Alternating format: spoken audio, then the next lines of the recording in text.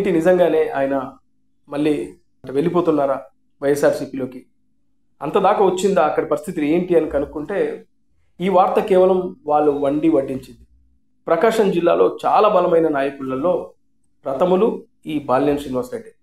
బాలినేని శ్రీనివాసరెడ్డి గట్టిగా అనుకుంటే ప్రకాశం జిల్లాలో జనసేన పార్టీ ఒక బలమైన పార్టీగా నిలబడడం ఖాయం అనేది ఈ జనసేన పార్టీకి సంబంధించిన నాయకులు చెప్తున్నమాట.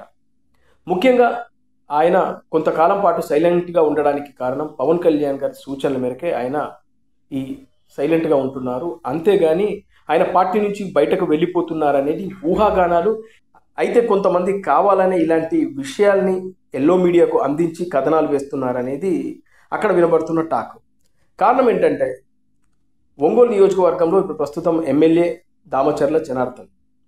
ఆయన రేపు తెలుగుదేశం జనసేన కాంబినేషన్లో మళ్ళీ కూటమి గనక వెళ్ళాల్సి వస్తే, మళ్ళీ కలిసి వెళ్ళాల్సి వస్తే ఈ సీటు ఖచ్చితంగా బాలినేని శ్రీనివాసరెడ్డి గారికి వెళ్తుందనే ఉద్దేశంతోనే ఆయన నెట్లో కట్లా మళ్ళీ వైఎస్ఆర్సీపీలోకి పంపించాలనే ఒక బలమైన కుట్ర జరుగుతుంది. అందులో భాగంగానే తమకు సంబంధించినటువంటి అనుకూల మీడియాలో ఇలాంటి వార్తలు వేయిస్తున్నారనేది మరో టాక్.